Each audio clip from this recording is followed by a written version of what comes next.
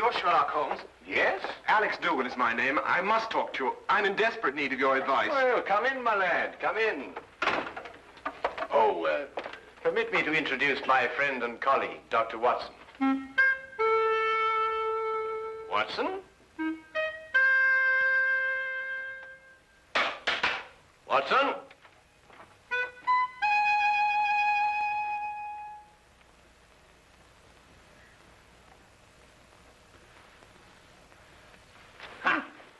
Just as I suspected. Well, Oh, my goodness me, a patient. Oh, I do beg your pardon leaving you standing there like that. Most remiss of me. There, if you'll sit down, I'll be with you in a moment. My dear doctor, Mr. Dougall is not your patient. He's come to see me. Huh? Huh.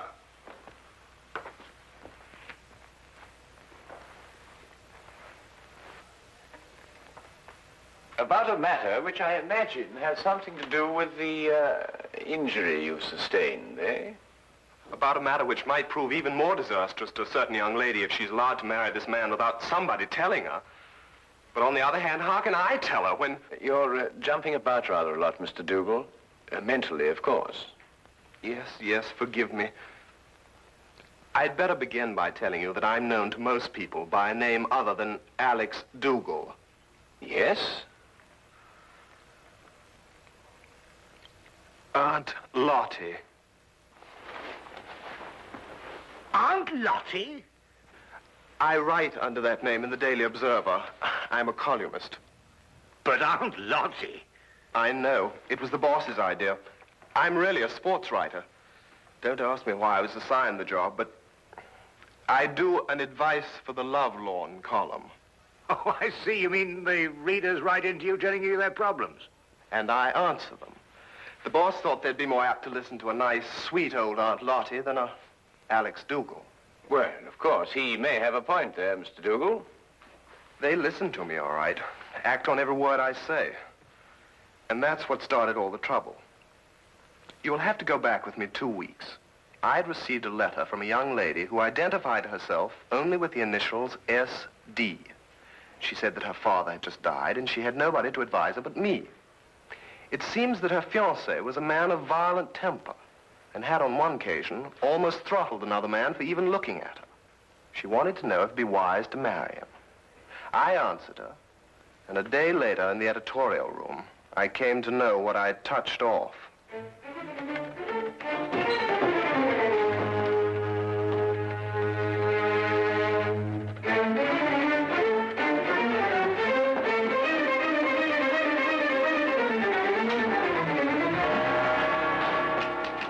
Where can I find Aunt Lottie? Hey! She'd better be around. Just point her out. Now, wait a minute. It just so happens that I'm Aunt Lottie, and I want to know how you got in here. You're Aunt Lottie? That's correct. And you can be certain that if you've come with any problem, I shall be most uncooperative. Are you sure you're Aunt Lottie? That is my pen name. Have you any objections? None. None at all. I'm absolutely delighted to find that Aunt Lottie is a man. Really? Why? Because I would never dream of doing this to a woman.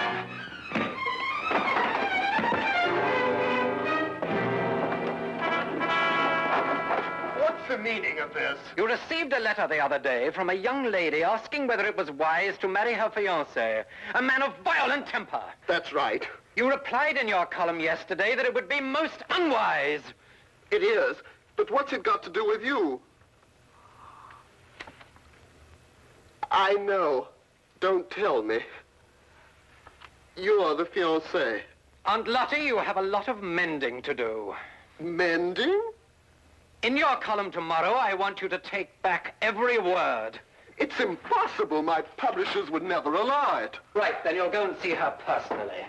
Her name is Susan Deering. Her address is 116 Chatham Hills Road, Barhampton. When you get back, I shall expect to hear that she has refixed the wedding date. Now, wait a minute. You can't intimidate me. I gave her my honest advice, and I intend to stick to it. What did you say? I intend to...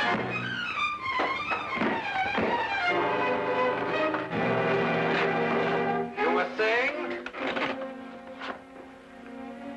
I just wanted to know what the address was again.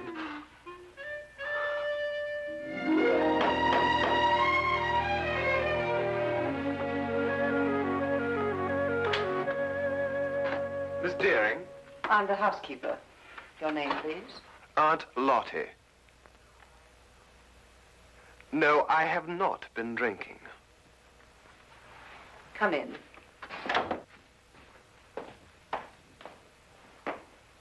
Wait here, please. I'll call her.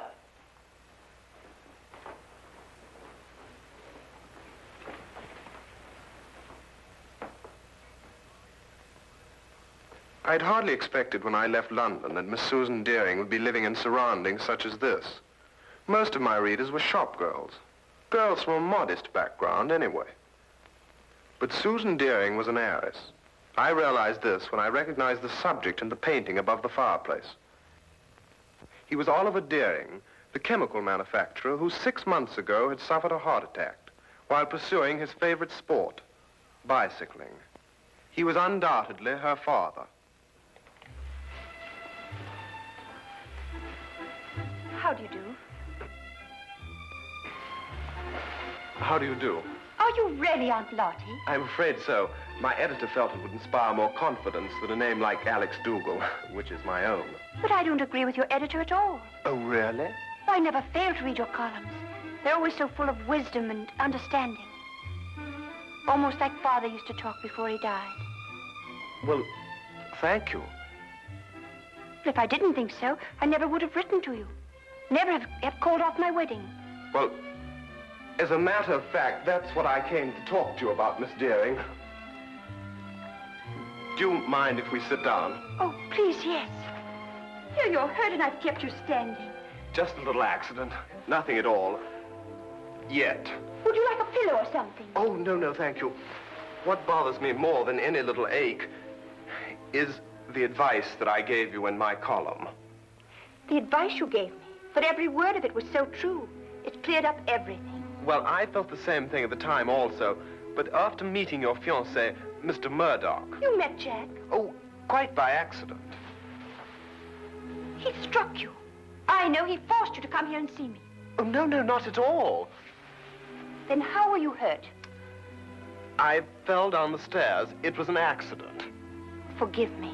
It's quite obvious that a man like you could never be forced to do anything against his will. Well, I should hope not.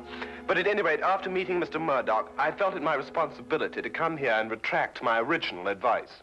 Forgive me, Miss Deering. That's what I've been telling her. No one is perfect naturally, but Mr. Murdock is eligible in every other way. He has gold mines in Africa, if that's what Tilda means. And I could be sure he wasn't marrying me for my inheritance. But, Mr. Dougall, you've never seen him when he loses his temper. Miss Deering, have you ever heard of a Dr. Freud? No. A young Viennese. He's invented a new science called psychoanalysis. He says that a temper is a perfectly healthy, normal outlet for emotions. It's quite normal. Mr. Dougall, you know so much. That's my job. I'll write to Jack immediately and tell him it's all right again. Good. And if you have a picture of the two of you, I'll see that it's published in the society page under soon to be betrothed. Mr. Dougall, what's the matter? Something happened to my back when I fell. I wonder, would you mind putting one hand on my shoulder and one in the small of my back and pull? Thank you. Mr. Dougall, you must do something about your back. When you get home tonight, have your wife rub it with liniment. Well, I'm afraid that's not entirely possible, but I'll have the man at the club do it anyway. You mean to say that you're not married? I'm afraid not. It seems that every time I meet a girl that interests me, she's not available. But then that's life. There's always tomorrow, and, well, who knows? I might be as lucky as you and Mr. Murdock. Now, what about that picture? I'll get it for you.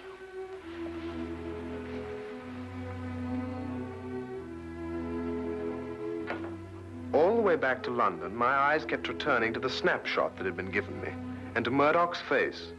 I really hadn't had time to study him when he first came into my office. Everything had happened so fast. But now I had the clinging feeling that I'd seen him somewhere before. But where? And under what circumstances?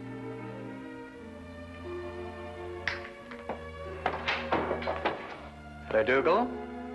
I trust you were successful. Extremely. And I'm going back with even more confidence to make her change her mind next time. You're not Jack Murdock, and you don't have any gold mines in Africa. You're Freddie Brill, the racetrack fixer. Now, whatever gave you that idea? I used to be a sports writer, for your information, and I remember you very well. You got flung in jail for nearly killing a jockey that double-crossed you. And if you don't think I can prove it, just come down to the library and I'll show you a back issue with your picture in it. That won't be necessary. I didn't think it would be. So it's her inheritance you're after, is it? That's it. And I don't think you'll be telling her. What are you going to do? First, I'm going to make you best man at my wedding. What? After today, I can't trust you out of my sight. As best man, you have reason for being at my side every minute. But this is insane. Secondly, I make you this promise. If Susan should learn of my true identity before we're married, I won't make inquiries as to who told her. I'll assume it was you. And if it's the last thing I do, I'll kill you.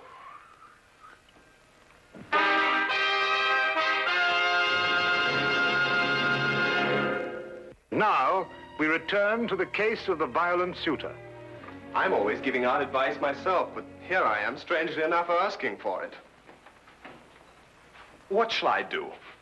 If I expose Murdock, he'll obviously take his revenge on me. But on the other hand, how can I allow poor Susie to be victimized that way? I see. So it's Susie, is it? Well, up until half an hour ago when I managed to get away from him, Murdock keeps me handcuffed to his side. And naturally, when he saw Miss Deering, I did also. Ah, yes, quite naturally. Well, there's no point in denying it that she does something strange to me. And I found myself wanting to be the groom instead of the best man. That may very well happen yet, Mr. Dougall. But how, with Murdock still in the picture? We'll remove him from the picture. Well, it's simply stated, Holmes. But surely you don't mean to expose Murdock and risk Mr. Dougal's life. No, Watson. If any lives are going to be risked, they'll be yours and mine. Oh. My plans aren't crystallized yet, Mr. Dougall, but my advice to you is to go back to Mr. Murdock and continue to be his best man. You'll hear from me very soon. I'll do anything you say, Mr. Holmes. Thank you, Mr. Holmes. Not at all. Oh, wait.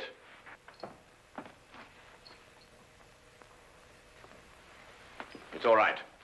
I just wanted to make certain that Murdock wasn't waiting for you outside. Oh, thank you, Mr. Holmes. Good day. Good day. Good day.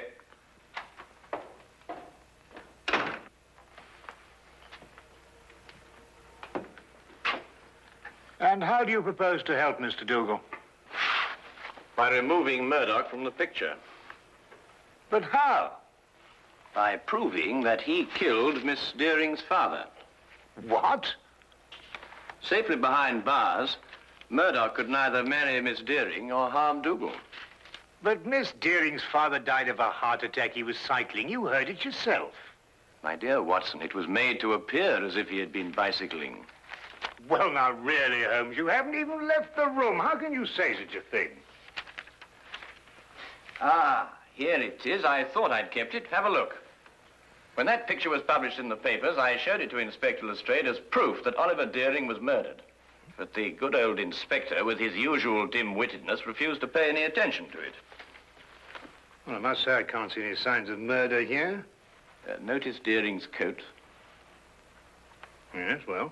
It's buttoned on the left side. So? Have a look at your own. Well, yes, I see that, but... It's my theory that Deering was at home in his shirt sleeves when Murdock struck him a blow on the back of the head that killed him. Then, in an effort to disguise his crime, Murdock, with the aid of a woman, dressed Deering and deposited him and his bicycle on a lonely stretch of country road. But the mistake had been made of buttoning his coat on the wrong side. Yes, but look here, just a minute. You've just talked about a woman. What woman? Well, his accomplice, of course. A woman would be more apt to button Deering's coat on the left side, since it was customary for her to button hers in that way. And talking of coats, I think you'd better take yours. It's going to be chilly in the country tonight. Well, assuming everything you say is true, what's the motive in killing Deering? Well, my guess is that Deering found out Murdock's true identity and prevented him marrying his daughter. And Murdock, seeing himself losing a fortune, lost his temper again. Come on, Watson. We'll pick up Lestrade on the way. Right. Let's take my coat.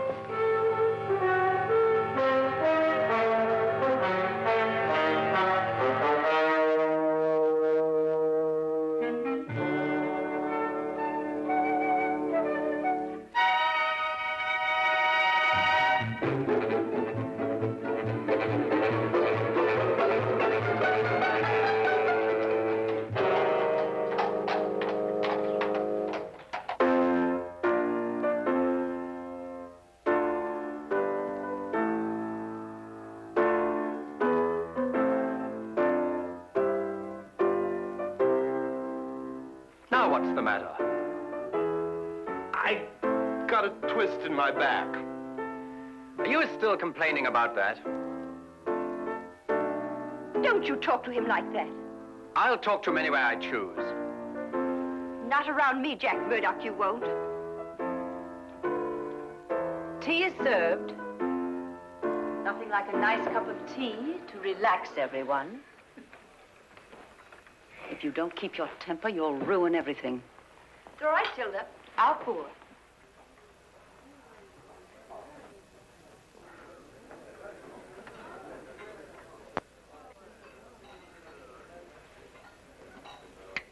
Why didn't I think of it? Of course. Of course, what? The accomplice, it's Tilda. The housekeeper? Yes, it would have to be someone normally attached to the house to have been present at the murder. Tilda fits the part perfectly. She would also have to know Murdock. And from the manner in which she's just been talking to him, that's obvious, too. Your theory sounds as wild now as it did when you first told it to me. Lestrade, give me your gun, will you? What for? Well, I'm just going to put my theory to the test. Wait a minute. Oh, don't worry, I shan't hurt anyone.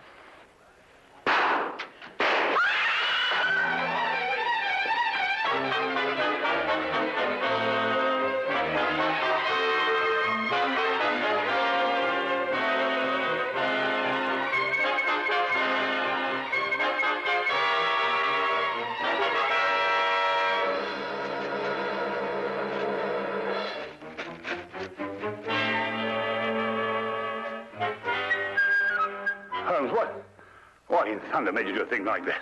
No time to explain now. They'll have the staff out, search the grounds. If they find us, the whole plan's ruined. Well, now, where's Lestrade? Lestrade! Shh! Lestrade! He was behind us when I last looked. Oh, confound him. If they find him, everything will be ruined.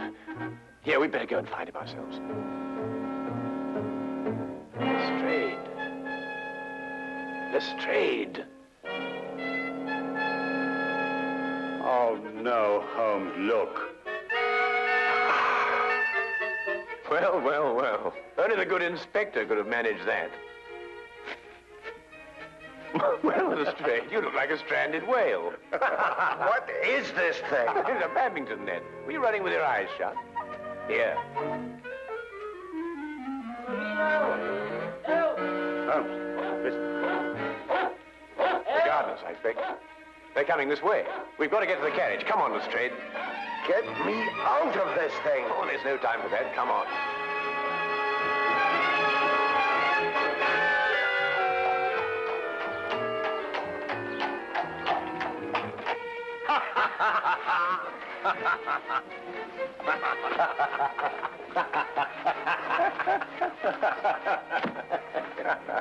I see no item in the entire evening, Mr. Sherlock Holmes, that would prompt laughter. I'm terribly sorry, Lestrade, but I shall cherish the memory of you thrashing about on that badminton court for years to come. I wouldn't find it so amusing, Holmes, if it had been you who had torn that confounded net from its moorings. Lestrade, it was simply a question of going under it after all. And I haven't forgotten that it was your insane behavior tonight that made it necessary for us to be running at all.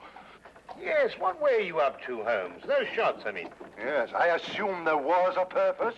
Oh, a very definite purpose, Lestrade. Those 3 bullets were bait for a trap. Odd bait, I must say. I trust it was the perfect bait for our purpose. I only hope that our delayed departure from the Deerings won't make us too late to see the trap sprung. You mean it wasn't sprung at the Deering? There were too many people there, Watson. You see, if my theory is correct, then Jack Murdock's flat should be the place. And I wonder if we can entice this driver to go just a little bit faster. Cabby! Cabby, go as quick as you can.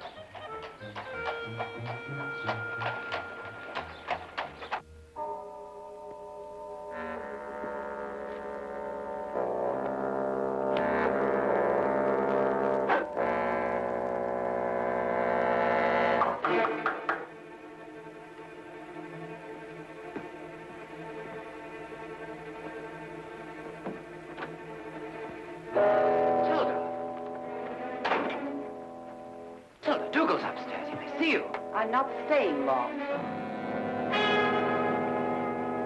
What is this? I'm within 2 days of marrying Susan and grabbing a fortune for us.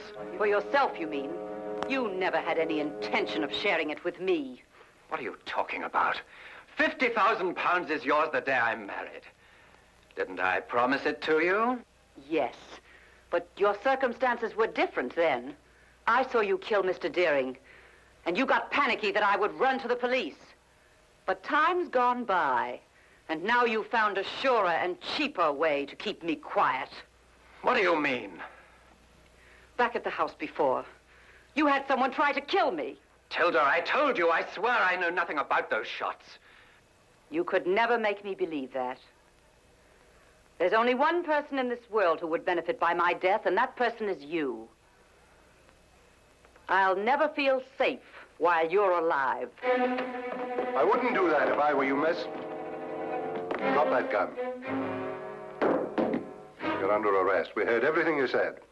You were tricked, Tilda. It was the police fired those shots at you. Well, Mr. Holmes here anyway. I had a feeling it would stir things up a bit. It's an old adage that partners in crime never trust one another. Get down!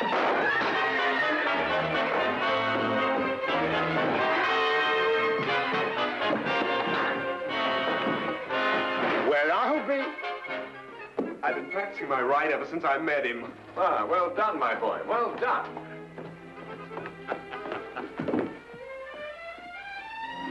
You'd better come along too, miss.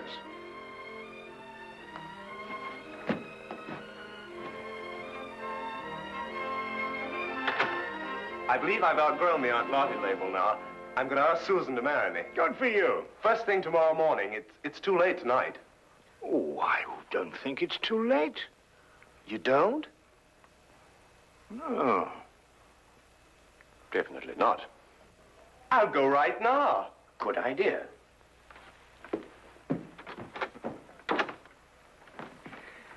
Well, Holmes, you've solved the mystery and brought two young lovers together.